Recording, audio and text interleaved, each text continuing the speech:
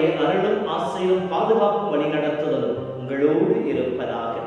ஜூலை மாதம் 22ஆம் தேதி புனித மகதலா மரியாள் நினைவு. ஆண்டவரை அறியும் அனுபவம். இயேசுவின் நண்பு சகோதர சகோதரிகளே, மகதலா மரியாள் என்றால் ஒரு பாவியான பெண் என்கின்ற ஒரு முத்திரைதான் நம் முன்னால் குத்தப்பட்டிருக்கின்றது. யார் இந்த மகதலா மரியாள்? புனித 2ஆம் அருட்சின்னப்பரை பற்றி சொல்லுகின்ற பொழுது திருத்தூதர்களின் திருத்தூதர் என்று சொல்லுவார். இயேசுவின் சீடர்களுக்கு இயேசுவின் உயிர்ப்பை அறிவித்த ஆண்டோடைய சாட்சி.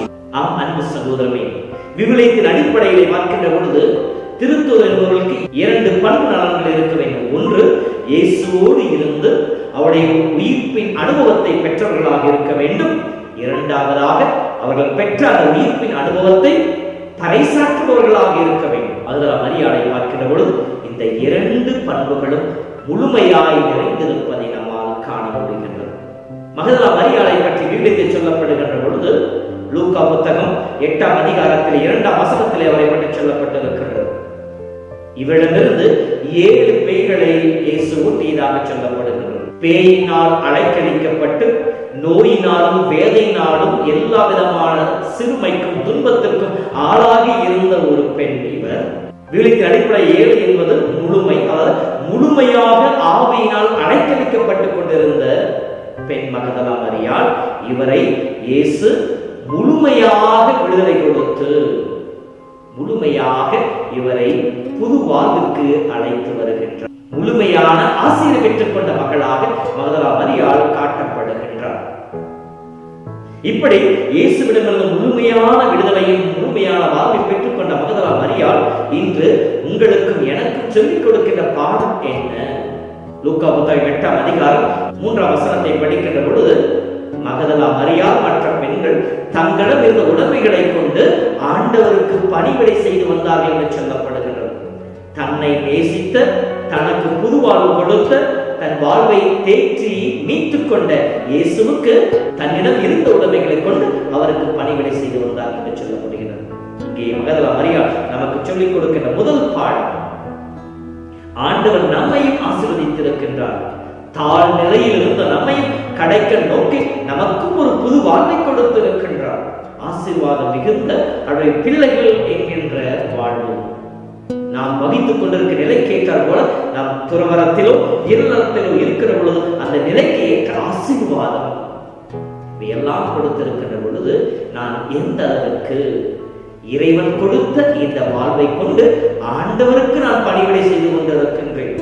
இறைவன் கொடுத்த கொடையாகிய குரலையோ திறமையையோ ஆற்றலையோ வாய்ப்புகளையோ வசதிகளையோ கொண்டு என் ஆண்டவனுக்கு நான் பணிபுரிகிற மகளாக இல்லையே. மரியாள் தன் உடைமைகளை கொண்டு ஆண்டவருக்கு பணிவிடை புரிந்து வந்தார்.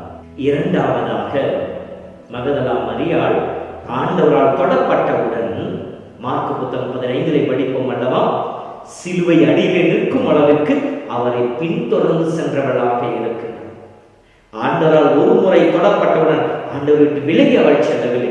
என்றும் எப்போதும் ஆண்டவரோடு இணைந்திருக்க வேண்டும் என்பதை அவருடைய வாழ்வாக. எனவேதான் சிலுவை அடி வரையே இயேசு இறந்து உயிர்த்தெழுந்த பிற்பாடு கல்லறை வரை அவரை பின்தொடர்பவர்களாக இருந்தார். நாம் எப்படி ஆண்டவருடைய அருளையும் ஆசீர்வாதம் அருட்சாத வாழ்வை பெற்றுக் கொண்ட நாம், பாவத்திலிருந்து விடுதலை பெற்ற புது வாழ்வை பெற்றுக் கொண்ட நாம் எந்த அளவுக்கு இயேசுவோடு இணைந்து நடக்கின்ற பிள்ளைகளாக இருக்கின்றோம். மூன்றாவதாக, மகதலா மரியாள் செய்தது என்ன? சிலர்கள் எல்லாம் பயந்து ஒளிந்து கொண்டிருந்தார்கள். வாரத்தின் முதல் நாள் இருள் விலகும் முன்பே மகதலா மரியாள் கல்லறையை நோக்கி ஓடுகின்றார். ஆண்டவரை தேடி அவர் அடக்கப்பட்ட கல்லறையை நோக்கி ஓடுகின்றார்.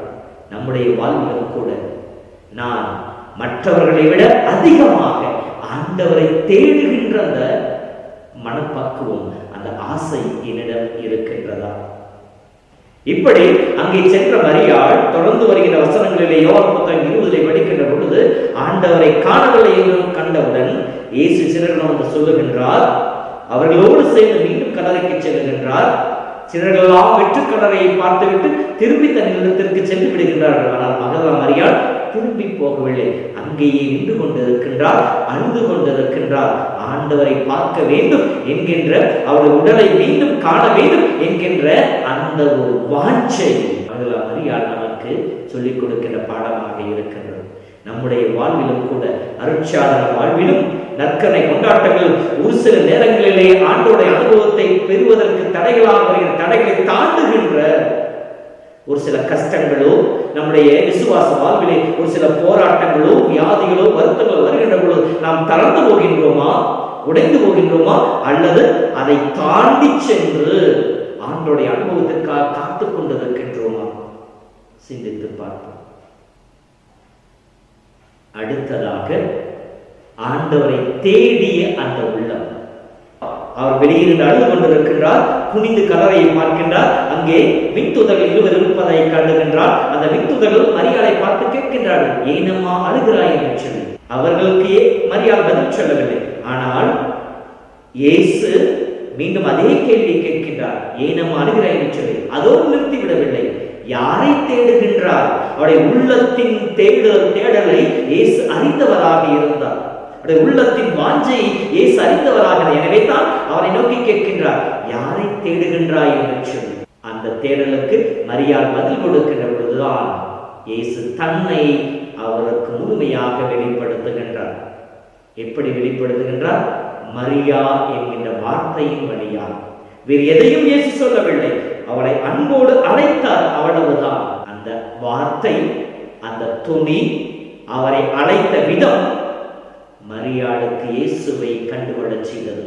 இயேசுவை அறிந்து கொள்வதற்கு அந்த வார்த்தை அவளுக்கு போதுமானதாக இருந்தது.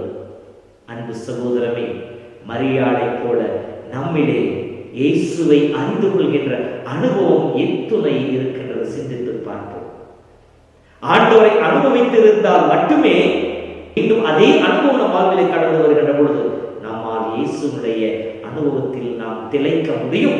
ஒரு உத்வேகத்தை, புத்துணர்ச்சி நம்மால் பெற்றுக்கொள்ள முடியும். கடந்து வந்த வாழ்க்கையிலே மரியாள் இயேசுவை அனுபவித்ததை போல நான் இயேசுவை என் வாழ்விலே அனுபவித்திருக்கின்றேன். மரியாள் இயேசுவின் வார்த்தையை கேட்டவுடன் அவரை ராபுனி என்று சொல்லி பற்றிக் கொண்டதை போல என் வாழ்க்கையில் எந்த அனுபவம் இயேசு இன்னும் அதிகமாக இருக்க பற்றிக் கொள்வதற்கு துணையாக இருக்கிறது.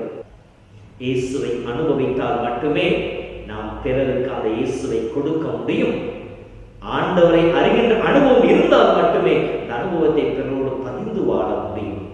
மகதலா மரியாள் இத்தகைய ஒரு அருள் வாழ்வை நமக்கு பெற்றுக் கொடுக்க இன்றைய நாளிலே அழைப்பு விடுக்கின்றார். ஆகவே அன்பு சகோதரமே, நம்முடைய அனுபவம் எப்பொழுதும் நம்மை முந்தி தள்ள வேண்டும். மகதலா மரியாளுக்கு இயேசுவை அறிகின்ற அனுபவம் இருந்தது. நமக்கு இயேசுவை அறிகின்ற அனுபவம் இருக்கின்றதா? சிந்தித்து பார்ப்போம். ஜெபிப்போமா. அன்பின் ஆண்டவரே, உம்மால் தொடப்பட்டு உம்மிடமிருந்து நிறைவாழ்வை பெற்றுக் கொண்ட மகதலா மரியாள் தன் அன்பை முழுவதுமாகவும் பாதத்திலே கொட்டி உம்மோடு உடன் நடந்து உம்முடைய சாட்சியாக மாறி அதை அறிவிக்கும் திருத்துதராக மாற்றப்பட்டாள். பாவியாகிய பெண் உம்மால் தொடப்பட்டு திருத்துதர் நிலைக்கு உயர்த்தப்பட்டாள். உம்முடைய உயிர்ப்பின் முதல் சாட்சியாக மாற்றப்பட்டாள். அவருடைய விழாவை சிறப்பிக்கிற நாளிலே பலவீனமான மனிதர்கள் எங்களையும் நீர் தொட்டுக் கொண்டிருக்கின்ற அருட்சாதனங்கள் வழியாக எங்கள் வாழ்வுடைய அன்பை ஊற்றிக் கொண்டிருக்கின்றதை உணர்ந்து கொள்ளவும், மகதலா மரியாள் உம்முடைய வல்லமையை பெற்று புது வாழ்வை பெற்றுக் கொண்டதை தன்னை அனுபவத்தால் பிறருக்கு வெளிப்படுத்தி காட்டியதை போல நாங்களும் எங்கள் வாழ்விலே பெறுகின்ற உம்முடைய அனுபவத்தை எங்களுடைய பேச்சால் அல்ல, எங்களுடைய வாழ்க்கையால் வெளிப்படுத்தி காட்ட எங்களுக்கு அருள் தருவீராக. ஆண்டவர்களோடு இருப்பாராக. எல்லாம் வல்ல இறைவன், தந்தை, மகன், தூய ஆவியின் பெயராலே ஆமென். மகளே மரியாள் இறை இரக்கத்தின் பரிசாக மலர்ந்தாள். அவள் பாவத்தை துறந்து இயேசுவை தொடர்ந்து புதியதொரு பாதை சென்றாள். இன்று புனிதையாய் வாழுகிறாள். மகளே மரியாள் இறை இரக்கத்தின் பரிசாக மலர்ந்தாள்.